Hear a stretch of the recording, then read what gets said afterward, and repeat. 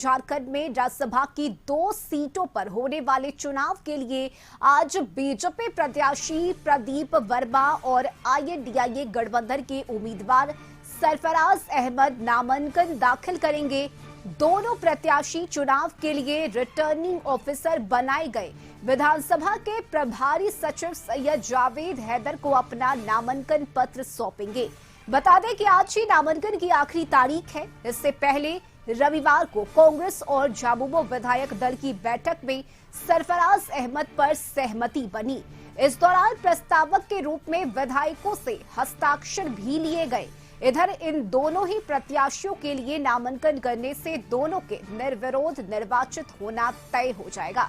ऐसे में चुनाव नहीं होगा। हालांकि प्रसिद्ध बिजनेसमैन हरिहर महापात्रा ने भी नामांकन पत्र खरीदा है और उनके द्वारा नामांकन पत्र करने पर 21 मार्च को चुनाव अनिवार्य हो जाएगा। महापात्रा ने किन विधायकों के भरोसे नामांकन पत्र खरीदा है, इसका अभी खुलासा नहीं हो सका है।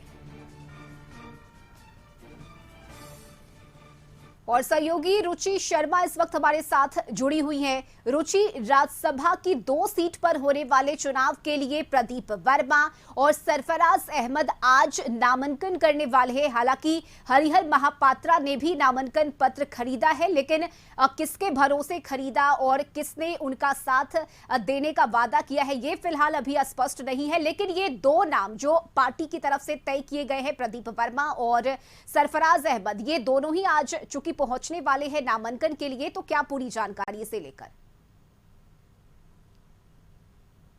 बिल्कुल बिल्कुल रश्मि, देखिए आपको बता दें कि 11:30 बजे डॉक्टर प्रदीप वर्मा यानी कि भाजपा के जो प्रदेश महामंत्री हैं, जिन्हें शीर्ष नेतृत्व ने भरोसा जताते हुए उम्मीदवार घोषित किया है, वो आज 11:30 बजे नामांकन करेंगे।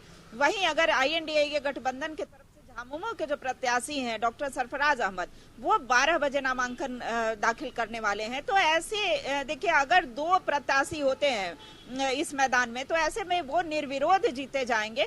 लेकिन देखिए, तीसरा नाम जो सामने आ रहा है हरिहर महापात्रा का आ रहा है। तो ऐसे में देखिए, हरिहर महापात्रा को नामांकन दाखिल करने के लिए कम से कम 10 विधायकों का समर्थन होना जरूरी है। और ऐसे में वो 10 विधायक ये कहां से लाएंगे, कैसे लाएंगे, तो ऐसे में हरिहर महापात्रा के सामने मुश्किलें दिख रही हैं। लेकिन देखिए, 28 ऐसे जो मतदान है, यानी कि 28 विधायकों का समर्थन जो है वो जरूरी है।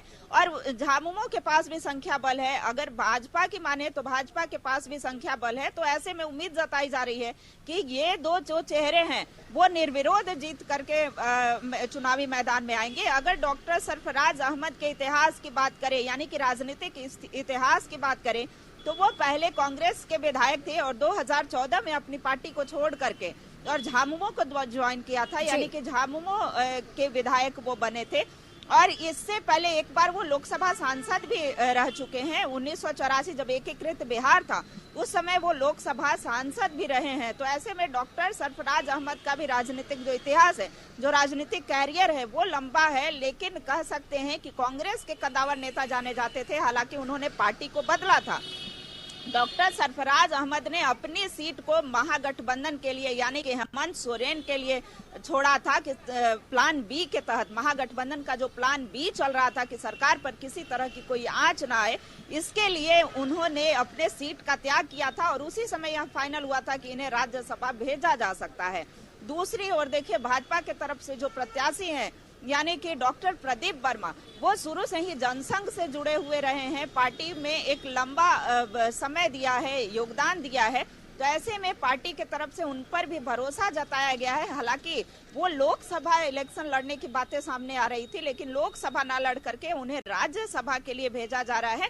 ऐसे बिल्कुल रुचि, देखिए बीजेपी की तरफ से प्रदीप वर्मा पर भरोसा जताया गया है, लेकिन दूसरी तरफ अगर दूसरे पहलू को देखा जाए तो चूंकि महापात्रा ने भी नामांकन पत्र खरीदा है और शायद यही वजह है कि पार्टी पहले से ही अलर्ट हो गई है। कल जो विधायक दल की बैठक बुलाई गई, उसमें साफ निर्देश दिया गया है कि किसी भी तरह की टूट ना हो, कोई इधर उधर ना जाए। इस तरह के दिशा निर्देश भी बैठक में दिए गए हैं।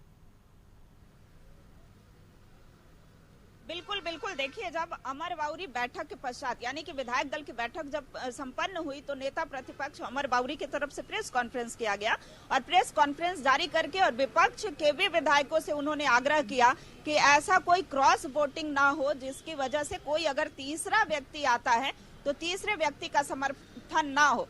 देखिए ऐसी परिस्थिति में पार्टी जो है वो व्हिप जारी करती है और व्हिप में ये निर्देश होता है कि अगर क्रॉस वोटिंग होती है तो क्रॉस वोटिंग करने वाले विधायकों की सदस्यता जा सकती है। तो ऐसी परिस्थिति में महापात्रा के लिए ये मुश्किल सामने आ रही है कि आखिर कौन से ऐसे 10 विधायक होंगे जिनका समर्थन होगा तब वो नामांकन दाखिल कर पाएंगे। तो ये देखा जा रहा है, हालांकि उन्होंने नामांकन पत्र सिर्फ खरीदा है, वो अपना नामांकन पत्र खरीद करके दूसरे जो उम्मीदवार है उन्हें भी दे सकते हैं।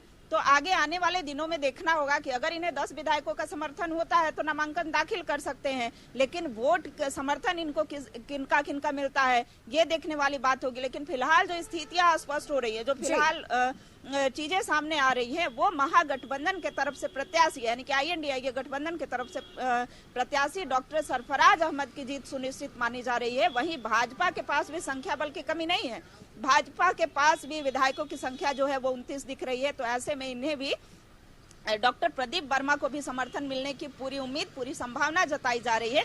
तो कह सकते हैं कि आज नामांकन दाखिल होना है और ऐसे में अगर 2 ही प्रत्याशी मैदान में रहते हैं चुनावी मैदान में तो ये निर्विरोध जीत करके और बिल्कुल रुचि नजर बनाए रखिए। बहुत शुक्रिया आपका तमाम जानकारी के लिए।